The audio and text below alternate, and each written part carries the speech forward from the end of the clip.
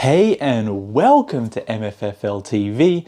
I'm your host Dylan, and in this episode we're going to be breaking down 3 big free agents that the Mavs could go after and just sort of how the Mavs would look with them in the team, how they can help. In this episode we're not going to really be talking about Kawhi Leonard or Chris Paul. Maybe we can save that for a later video, but they're not really likely to join Dallas, so we might save that just for an off-the-rails fantasy video. But as for today, we're going to be discussing Kyle Lowry, Mike Conley, and DeMar Derozan. And let's go straight into it with DeMar Derozan. Is fresh of averaging roughly 22, 4, and 7. And even though he's the only one that's not a point guard, he's probably developed into the best playmaker out of the 3. He's definitely the best shot creator and scorer. With Luka Doncic, everyone's going to say that he's not the best three-point shooter and may not be the best fit. However, if Chris Paul's shown us anything in the playoffs, it's how important the mid-range game is, especially when the defense starts tightening up. So that's one thing he's really good at. He's one of the best in the league in that mid-range game, so he can definitely bring a lot there. As well as that, his assist numbers have improved every season. He's averaging 7 assists a game, so that could also be a really huge bonus to Luka, take some of the burden off him, especially when Luka goes to the bench. You can feel comfortable that Derozan can run the offense and not have as dramatic of a drop-off as we've had in the past. Also, looking at the shot chart here, he does have a few hot zones. If he can just improve at that corner 3, that's really what would make this fit even better. As if Luka's got the ball in a high pick and roll and he's open in that corner, if he can knock that down close to 40% of the time, that's all we need. So we don't really need to worry about him making tough off-the-dribble threes. If he could just focus on that corner 3 ball, sort of like a Dorian Finney-Smith, although he's started to evolve as well, that would be perfect. But as you can see, where DeMar excels is that mid-range game. He, as I said, is one of the best in the league. Inside the paint as well, he's a force. So he can bring a lot of different scoring options to the Mavs. Although it is hard to say what Jason Kidd's going to be running in Dallas. The pick and roll is going nowhere, and DeMar Derozan was one of the best in the league at running the pick and roll in points per possession. So that's a really good option as well. Maybe that can push Luka into the corner for a few possessions, have him spotting up, get some open looks if he's out of rhythm. And it just helps add more dimension. So teams won't just be primarily focused on trapping Luka or stopping Luka. They also need to now worry about DeMar Derozan. However, where he does struggle is defensively, and of the 3, he does have the worst defensive rating. Now, I know the defensive rating is meant to only target the individual and not the team, but there's always context to stats. Like Mike Conley, for instance, will have the best defensive rating. However, I feel like he plays differently on defense, knowing he can gamble a bit more on steals, knowing Rudy Gobert's behind him as opposed to the other 2. That being said, look, DeMar's not a great defender, so we wouldn't need to try and fit in other players around him to help accommodate that. Maybe he can guard some of the weaker players on the other team. Another quick thing to add is DeMar Derozan did have the highest usage rate of the 3 that we're going to break down. So with Luka being a player that has such a high usage rate, I do expect his to decrease.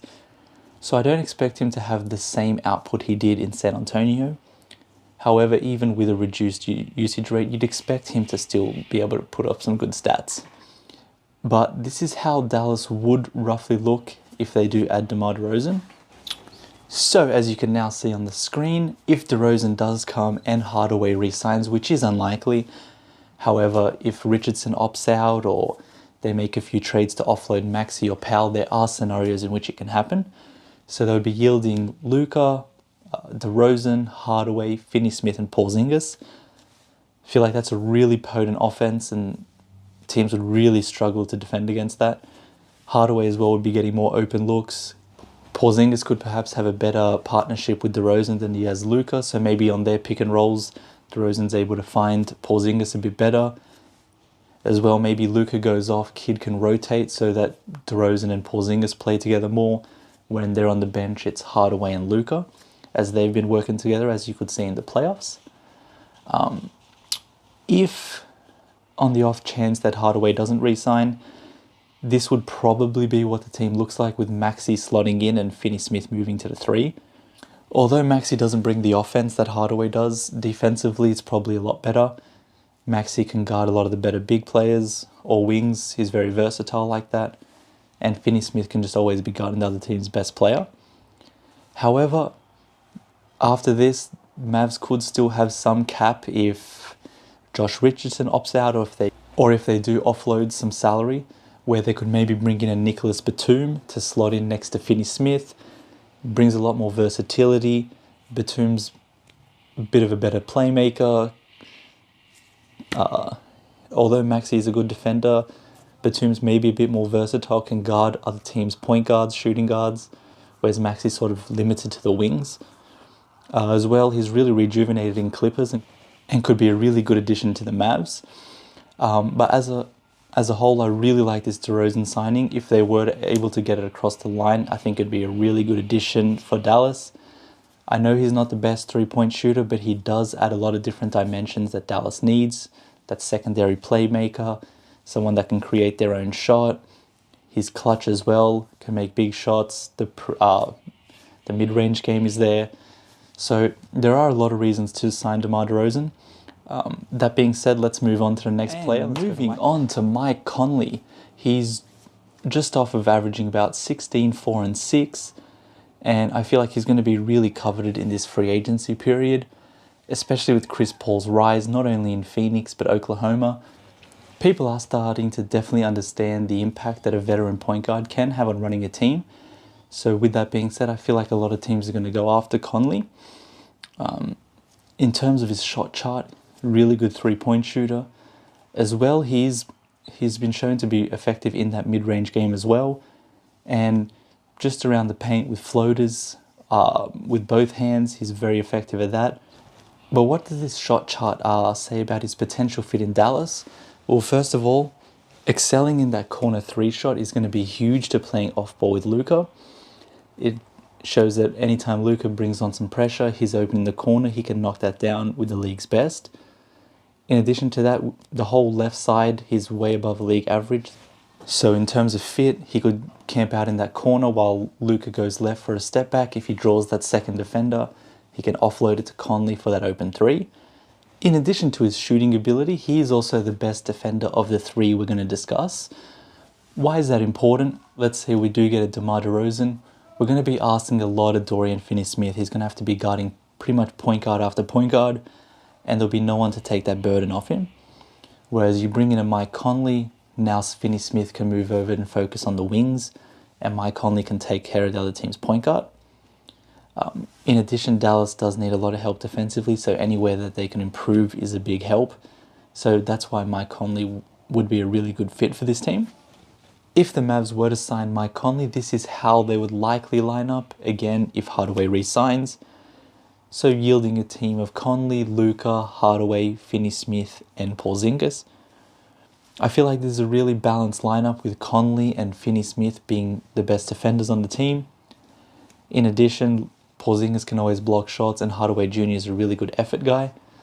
Although Mike Conley isn't really that elite secondary scorer, in addition to Hardaway and Porzingis, they can make up for it and just have four really good offensive threats, as well as Finney-Smith in the corner or on the perimeter spotting up. If Hardaway Jr. doesn't sign again, you can just slot Maxi Kleber in. It does add a bit more defensively, takes away some offensively. Hardaway Jr. would be a big miss, as he can sort of just rise up and hit shots over anyone, can get really streaky and take over a game. If, for instance, Hardaway Jr. doesn't re-sign, one free agent the Mavs could go after that's not really talked about is Blake Griffin. I know he's not the Blake Griffin of old and he's sort of on the decline, but he really did rejuvenate his career in Brooklyn. He's a really good playmaker. Although he doesn't really get off his own shot, the offense can be run through him, sort of like a Draymond Green-esque role, and he can sort of just help feed the other players. I might actually do a whole video on Blake Griffin and why he could be a really underrated player for the Mavs in the offseason. But as a whole, I think Mike Conley as well would be a really good signing. At this point, the Mavs have never really been a hot free agency destination, so you sort of got to take whatever you can get. But he would add a lot to this team, and Let's move on to the pitbull Kyle Lowry. Of the three, he's the shortest, but he was the best rebounder last year. The interesting thing about Kyle Lowry was he did average the most assists while also having the lowest usage rates of the three players. And I feel like his usage rate would be similar in Dallas, so I could expect him to put up similar stats. He did average 17, 5 and 7, leaning towards 6 rebounds. So he definitely stuffs the stat sheet as well as bringing that championship experience. And he's shown that he can be one of the big pieces on a championship team. Taking a look at Kyle Lowry's shot chart, it is very similar to Mike Conley, where he does excel in that corner on the left. So similar. Luka could draw 2 defenders up top, kick it out to Lowry in the corner for the 3. In addition, Lowry is a very good pick and roll player and is also an excellent mid-range shooter at the top of the key. As well as that, he can finish around the basket as well. So similar to Mike Conley, the lineup will look pretty much the same. If Hardaway re-signs, he's going to be at the 3, Conley will be at the 1, then Luka at the 2, Finney-Smith at the 4 and Porzingis at the 5. If Hardaway doesn't re-sign, Maxey can slot in instead of him, move Dorian Finney-Smith to the 3. But just another free agency signing that they could go after if Kyle Lowry signs, maybe bring in a PJ Tucker at the 4, sort of brings in that grit as well, that toughness, can hit the corner 3 as well, and just bring a lot of defense next to Dorian Finney-Smith. As a whole, Kyle Lowry as well would be a very good signing, sort of just take whatever you can get. Is there a possibility that maybe him and Derozan could come to Dallas together? I know if Josh Richardson opts out, there would be about $32 million in cap space. So I know they're good friends. They both agree to take a pay cut to play together again. Maybe both about $16 million a year, give them a 3-year deal. Do they take it? I don't know, but that would be a really good scenario and obviously better than just signing one of the 3. If Dallas were forced to only pick one, I think DeRozan would be the best fit. He's been really versatile. Last year he played a lot of power forward. Even though he's not a point guard, I think he's probably the best playmaker out of the bunch now, just of how much he's improved. As well as that elite scorer, can just kick it out to him, he can make his own shot, and can definitely score in the clutch as well. But let me know what you think. Who do you think would be the best of the 3? Or let me know what other free agents Dallas should be targeting. As well, if you liked the video, please like the video and subscribe. It really does help out the channel. And I'll see you on the next video.